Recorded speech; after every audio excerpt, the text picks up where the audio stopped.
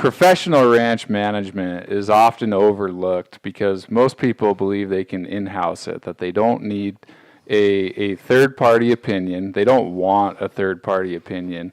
And I think they're wrong. I think you need to have perspective. You can't see the forest when you're in the trees. And so I brought in Jerome Chvilicek, who has many years with one of the largest professional ranch management firms, one of the oldest in the nation. And I'm going to have Jerome educate me, because I'm not all that informed on professional ranch management. I know it's important. I've looked into consultants that specialize in areas like Jim Garish and Ranching for Profit, Dave Pratt, but different firms like Farmers National or Holland Hall, I'm just not that in tune with what they provide, though you do need a third party. And just like having an attorney for your estate, your family can't hash out the estate documents just by themselves. I really think you got to have a mediator, an intermediary, someone who's unbiased, who's going to look at your situation and give you a forthright opinion that's unemotional and it's objective. And ranches, as we know, are very subjective and emotional. And so professional ranch management, Andy, before we introduce Jerome, tell us about Montana Land Source. Oh, Montana Land Source is the ultimate resource for all things Montana land. It's the only place where you can go and find all current active listings, large acreage listings in Montana, as well as market data and information and events and news. Probably a few of Jerome's clients on there, probably some ranches that will be on there that he's currently managing. Proud to say Holland Hall was one of my first clients. Took it to Tim Murphy. He was one of the first to sign up back in the day. Well, Jerome, before we hit the record button, you were telling me about the Chviliceks. And Jerome Chvilicek with Holland Hall. What is your background? Well, I grew up on a dryland grain and cattle operation in far north central Montana, 20 miles north of a small town called Hingham, about 10 miles on the Canadian border. We grew small grains, some canola back in the 80s, late 70s, and then ran a small herd of cattle in conjunction with that. When you were running the Gleaner, did you ever think that you'd be podcasting? No. I always, I tell people, or when I went to started college in Bozeman, everybody said I had a Canadian accent, and I think that's because I was listening to Canadian radio stations growing up in the combine and the tractor. Absolutely. And so you went from the family farm up in the Golden Triangle to MSU, got a degree in what? In agricultural business, farm and ranch management. And then I graduated from Bozeman in 87, got married and moved to Pullman, Washington, and got my master's degree in agricultural economics, and was there for about a year and a half, and then took the job with Holland Hall in July of 89, have been there ever since. Were you just terribly jealous of the dryland crop yields they get out there in the Palouse? Yeah, that was... coming from the Golden Triangle? Yeah, that's God's country out there. They can grow about anything with the moisture and the soil they have. You're right. It's average 110 bushel an acre. Is that right for that Palouse country? It's very amazing up there. And it's always interesting to see those combines run out there, those hillside combines. Oh, I know. And how it's hilly country up there. Yeah, it is really hilly. Yeah, and so you got your master's degree, and where did that take you, and how did you get to Holland Hall? How long have you been there? I started there July of 89. I saw their ad in a publication and called them, and they were looking to hire a management consultant at the time, and I came over and interviewed and got the job. Boy, you have seen some change then. From 89 to 2021, the changing demographic of ranch owners. Yeah, definitely. It's amazing what's happening. Absolutely. So when you started, who were the clients? What was the audience? Because we know what it is today.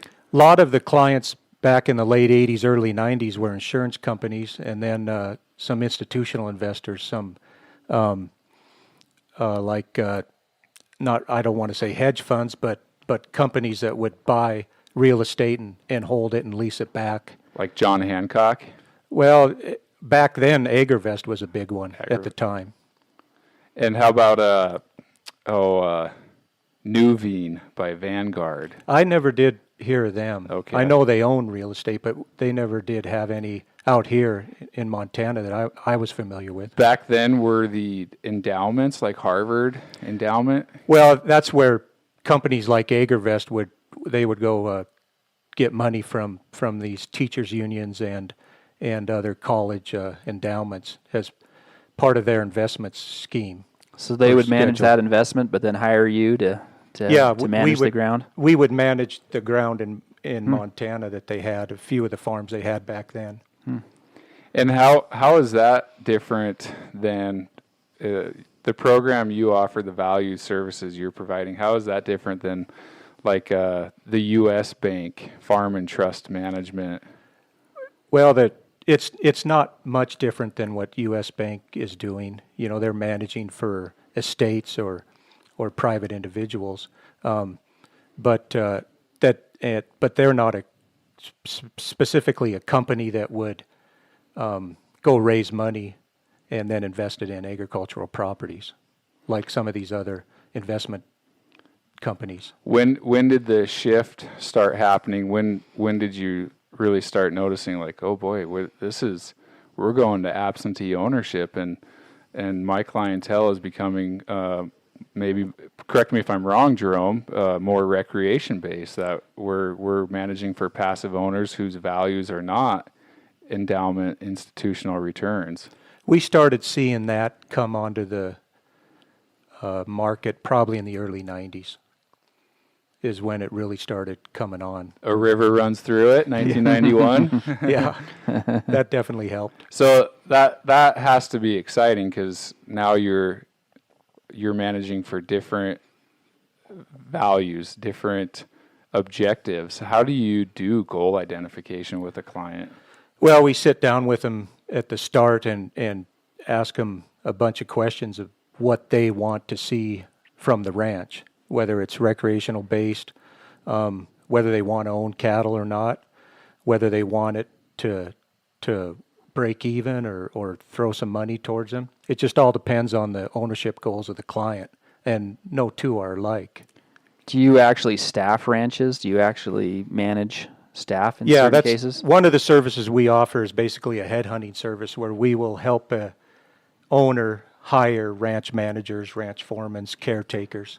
So I got to ask you about this, because I've been put in this position actually in my career of supposedly being asked to help find management for a ranch, and particularly like a new owner, a new out of state, even out of country, international, new ownerships set. And one of the dilemmas that we noticed back helping out on that was that often the guys we would come up with that we knew would do a good job for them did not appeal to the owner themselves. And the more fast-talking, slicker type guys that we knew, didn't know which end of a cow was which.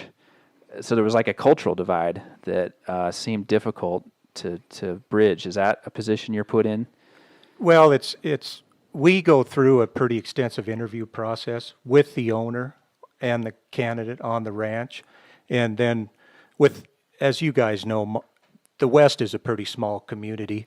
It's pretty easy to check up on people and to get true references, and then try to match personalities more than anything else with the owner and the candidate. Is there a shortage of competent management out there, on hands-on management? It has gotten tougher over the last 10 years in finding quality people.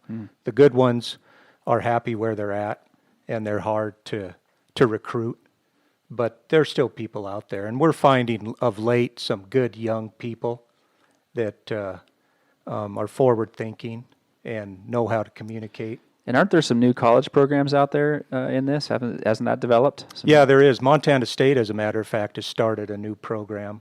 And then there's down south, there's Texas Christian and the King Ranch Institute. That's always a good source. This is our backup career, Coulter and I. The Dan Scott School of Ranch Management. Yeah.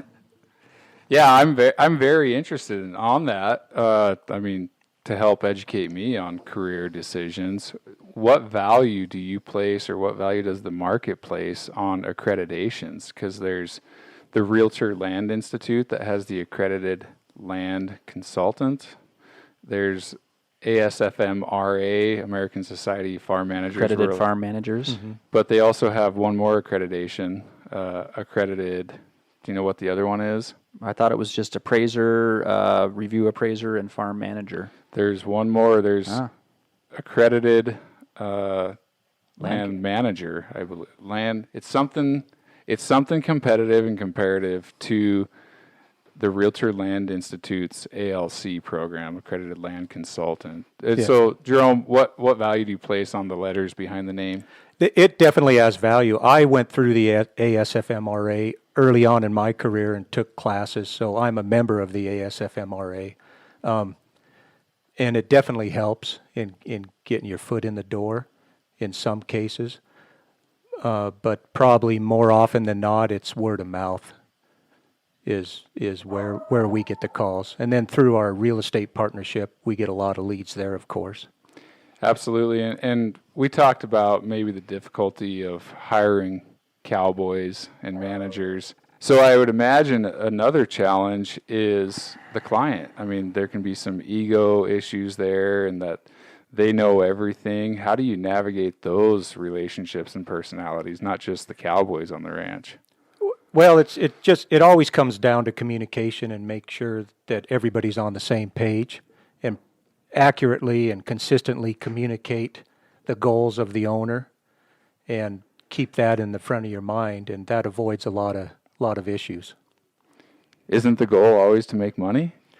In some cases, yeah. Other cases it's more recreational based. How about, I would think conservation is a growing demand. Yeah, a lot of clients will use conservation easements. What do you see in there for people saying not just easements but habitat, riparian enhancements? Is that becoming a bigger part of the industry? It started probably in early 2000s, where a lot of owners went that route as far as stream enhancement, pond development, wildlife habitat development, and it's still a big part of the industry. But stream enhancements and conservation, and I was going to ask about hunting. Surely hunting enhancement has got to be a big. Yeah, big game wildlife habitat is high up on the list, and how to manage a cattle operation that doesn't impact but improves the big game hunting is a big item.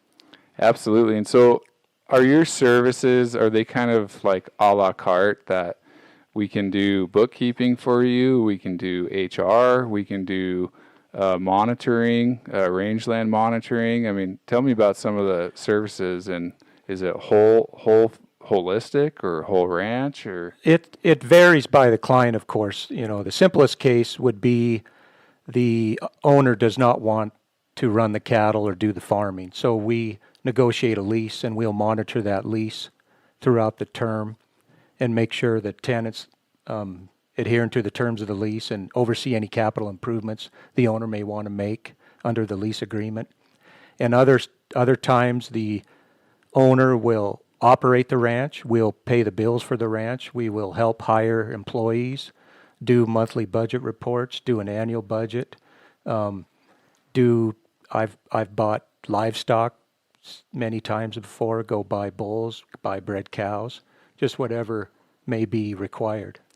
I'm curious, with everything you see, what are some of the things you would say are the biggest mistakes you see being done out there? And I guess I'm thinking mostly from a profitability or even a value preservation, taking care of the ranch or just managing an asset in the right way. I'm curious what you see out there. Are there some probably the biggest one would be where the operation doesn't match what the land can provide. That people will try to force an operation onto a ranch that really doesn't make sense. And in the end, are you talking about emu farming, or what are we?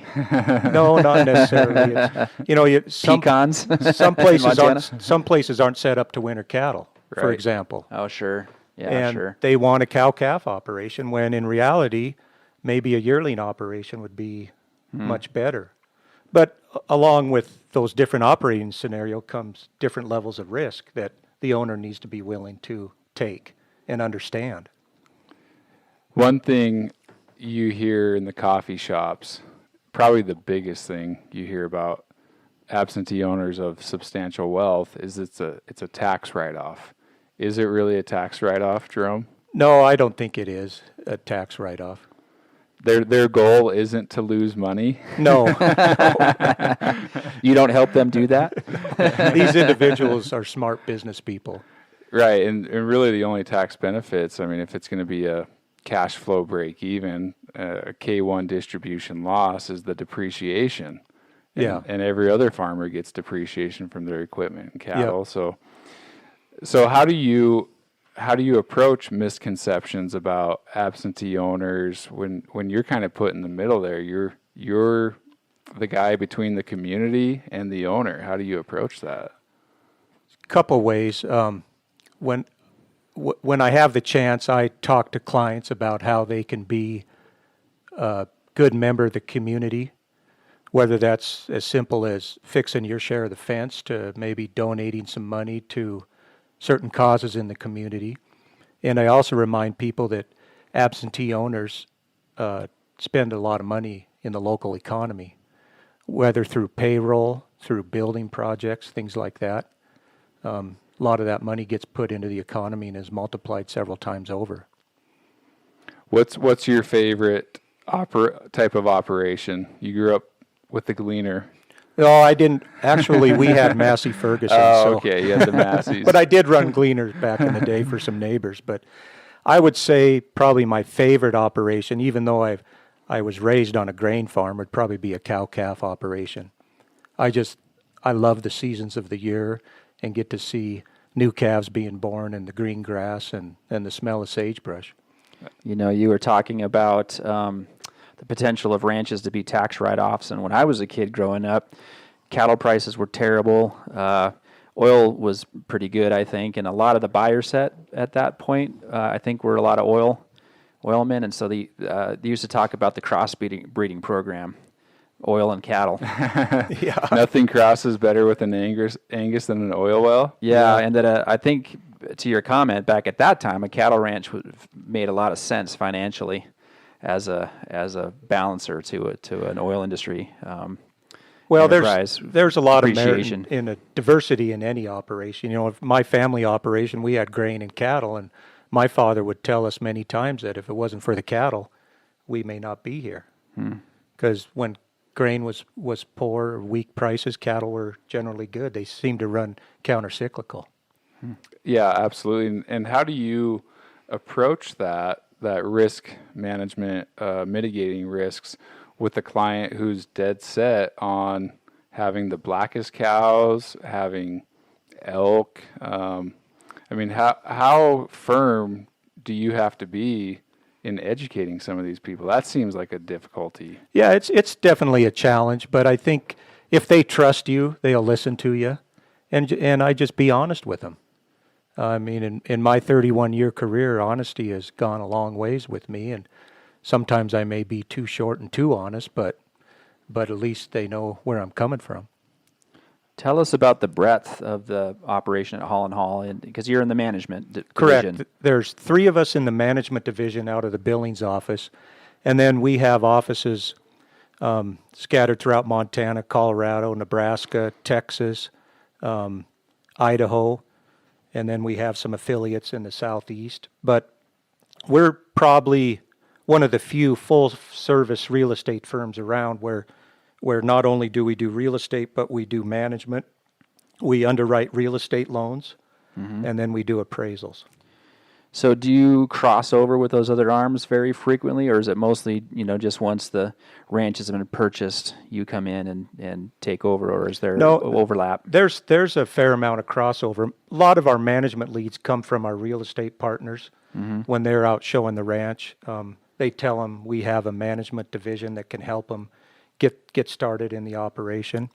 And then we'll also refer loans to our loan department from our real estate side and our management side, as well as appraisals. So there's a fair amount of crossover. And Holland Hall has been around since This year is our 75th anniversary. 75 years. Yep.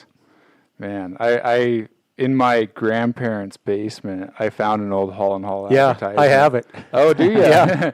It was just amazing to see the length, those guys who were running Holland Hall back in the day, the length they went to market, which if you're going to be marketing, you have to provide value. And they were doing like a calving book where you can write down your calving dates, I think is what it was.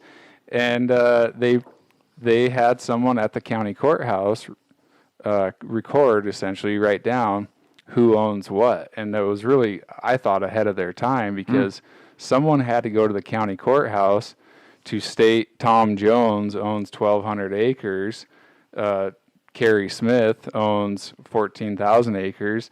There was only one way to get that back in the day, and that was from the courthouse, and someone had to sit down and do it. You had to sweet talk the clerk. You had to bring the clerk flowers or something. And just as you know, I mean, farmers and ranchers, local people wanted to know that. They wanted to know who's out there as a landowner, just as we do today, and I thought that was really neat. Yeah, nowadays, of course, you can get it all online. Yeah, well, plenty easier today. Everyone knows what you have, and that drives a lot of ranchers crazy. Yeah, that's true. So what are you excited about going forward with ranch management? I mean, you're probably getting the calls. Yellowstone, Kevin Costner is driving this market today. He's driving the bus, and you've seen the river runs through it boom, and you were there when it went from probably 1984 farm crisis to institutional grade type investing, and you've seen a lot of changes. What are you excited about going forward? I think that, as you well know, the latest buzzword is this regenerative agriculture movement, that a lot of people are talking about it. I'm not seeing too many people doing it. I have one client where we're doing an intensive grazing operation at high elevation on some primarily meadows and then some upland, and we're not far enough along to see the results yet, but we're excited about it to see if we can definitely increase carrying capacity as well as build more grass. Boy, we might need 2 more hours. You just hit on something Andy and I are both very passionate about. I'm glad you did. And Andy, what are your thoughts on regenerative ag? And there's a lot of talk and not a lot of walk out there. Yeah, I do agree with that. I think it's exciting, has a lot of potential. It takes on-the-ground practitioners and experience, and that takes time. And Definitely. I think a lot of times new innovative things like that are spawned by, highly idealistic, sometimes highly funded from outside sources. Someone's kind of got to take the fall first off, or get over those hurdles, and then it's interesting to see how thoroughly it takes hold as a universal practice. I guess that'll be, but it's neat to hear you guys are excited about exploring the possibilities. I mean, I've read several of the books, the Gabe Browns and books like that, and it's what people are doing. If you can duplicate that, it's huge. It's a game changer. Yeah, and I mean, just getting into it a little bit, I mean, isn't kind of baked into a lot of those systems more intensive management? Yeah, I think which I think is a result of diversity. I mean, you just can't have a monoculture out there. You got to have a bunch of different plants growing out there. It always seemed like that was a bit of a plus minus, more labor involved, which of course can be costly, but there's some people that actually want to get back to doing, spending more time, on the place and that kind of thing. So it's a double-edged sword there. And what's really piqued my interest in that realm is the inclusion of livestock. How, when you include livestock into your operation, how that builds soil quicker. Mm-hmm. Oh, absolutely. There's a farmer in Petroleum County in Winnett who he's having a challenge with his dad, who can have the best yields and who can have the highest protein on dryland grain. And this guy, he's running watermelon out there between the rows of dryland wheat, and he's putting cows on his wheat in the spring to really beat it up and induce that plant into survival which forces the plant to produce more protein. But you're also returning manure to the ground, so his yields aren't affected. His protein's higher, and he's there saying, "Hey, Dad, how's that heavy tillage going for you? And that fallow on wheat rotation, how's that going for you?" And I'm glad you brought that up, Jerome, because it's great to hear that some of the big names like Holland Hall within behind the doors of their office, they are interested in regenerative ag and they see the value in it. It's definitely something that I think a lot of people are excited about. And you're seeing it up in the Golden Triangle. You're seeing farmers interseed pulse crops, have 2 or 3 different types of pulse crops in an operation. And from what I've heard, they're pleased with the results. Had you mentioned there's being driven by your client base, that people are asking for this and I wouldn't say it's overwhelming, but a few of them are talking about it and are studying it. And then this one client, he's actually doing it now with intensive grazing. And so obviously it behooves you guys to at least be knowledgeable to some extent so that you can service whatever comes along, whatever requests are made. Yeah, definitely. So one thing, you don't have to take a hardline position on this next one like I did, but I had a post on LinkedIn. Anyone listening, go ahead and follow me. I'm now an influencer on LinkedIn, but of who? As part of regenerative ag and holistic management, which is deeply valuable to me, and it's something I'm excited about. There's a misconception that bison are more beneficial to the ecosystem, to the soil, to even the hydration cycle, the water cycle of your rangelands. I don't know if you care to speak on this, Jerome, but I just want to get this out there and say bison are a ruminant, just like sheep and cattle. They have 4 stomachs. They're going to pass manure. They're going to eat a little different species than cows because they're not a domesticated European animal, but overall they are not more regenerative. And I think there's a lot of misconceptions about what regenerative ag is out there. I think it all goes back to how you manage the animal. I don't care if it's cattle, bison, sheep, goats. It's all in how you manage it, manage the herd, in my mind.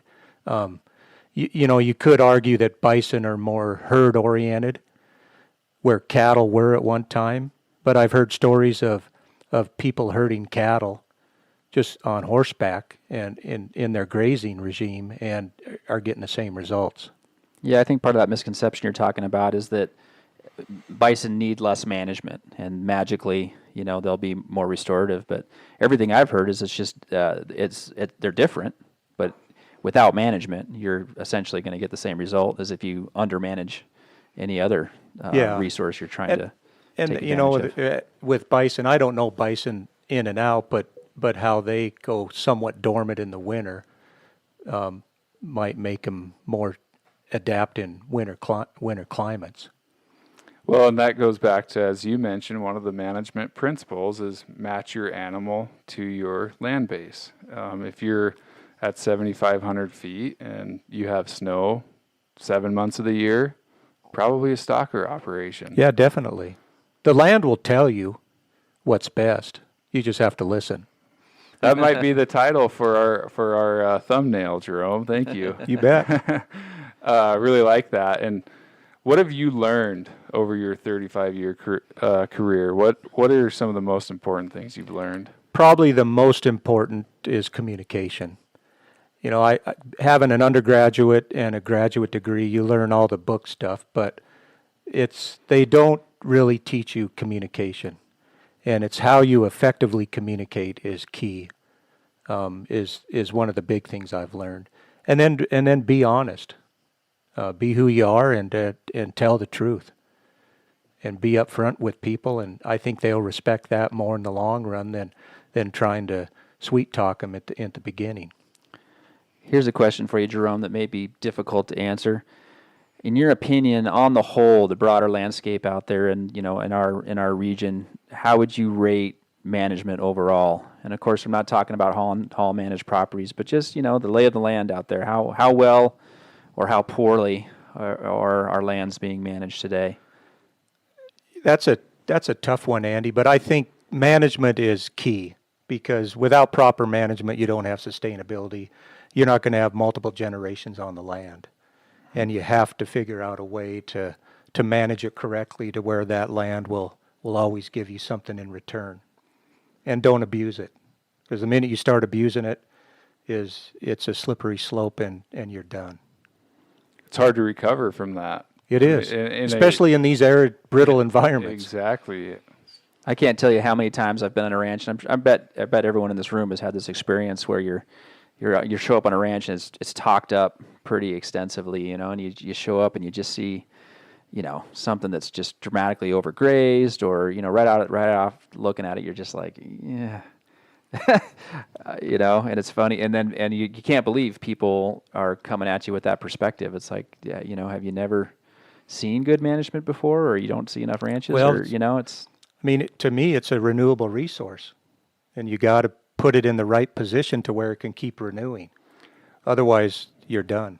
Well, that forthright and candid communication, I would imagine. I mean, part of Holland Hall is sales. You have to keep a client happy. It would be very challenging to tell someone their place is overgrazed, the fences are poor, you have a terrible relationship with your neighbor, and to do that in a way that they don't take it personal. They're not pissed off and offended about you saying they have a shithole. That's one area I struggle with. Is I've been called brash and abrasive because my opinion and my perspective comes off insensitive, and I try to be forthright. I mean, I try to be candid, but it comes off almost like I guess they feel attacked. And I mean, how do you navigate that? Because it is such a personal issue. You're saying I'm doing this. They hear I'm doing this wrong. Well, you take baby steps, or you try to find a small project and build on that. Hopefully you have good results with the first project and keep building on it. And then your goal would that the owner would see that and appreciate that, and realize that you're going down the right path. I'm reminded back when I had my real estate license, we had a ranch listed, and this guy was a pretty light user. He was very much into rotation, and in fact, I think if I remember right, he almost let the place rest every other or every third year, something like that. So pretty serious commitment to rest, rejuvenation. And it just happened, when he decided to put this ranch on the market, it was different separate units, but the one unit just had an unbelievable stand of grass. It hadn't been grazed that year, and it was pretty dramatic, the response that got, even just viscerally, even not just, hard-nosed operators, saying, geez, there's a lot of grass out here, but just the way it came across, it kind of had an impact on me. Because a lot of the places we see, certainly at least one point of the year, because, if it's managed well, it might be grazed down pretty good at one point in time, at least, right, through the grazing cycle. But that I still kind of remember that, and the response that property got just by how good it looked, full of grass. As you well know, it's all about the recovery time.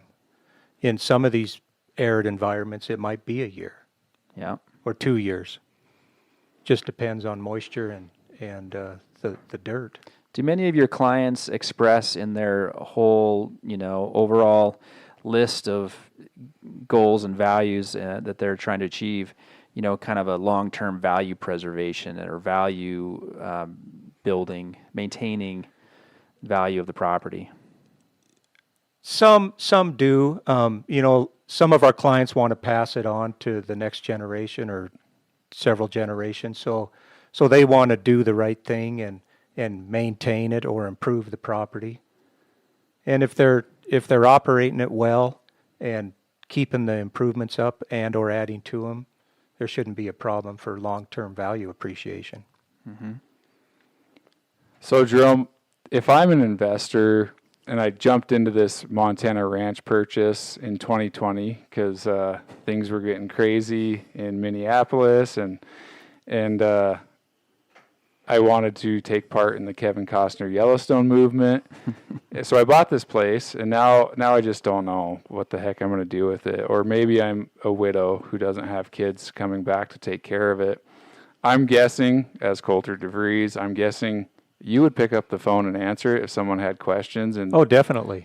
no cost to them. They'd probably be able to talk to you for half an hour, Yeah, and say, I'd even go to the ranch for a day and tour the ranch with them and talk about different operating alternatives. So I'm guessing if someone's on the fence, just reach out with a call and ask, simply, do you get the call that says, what the heck do I do here?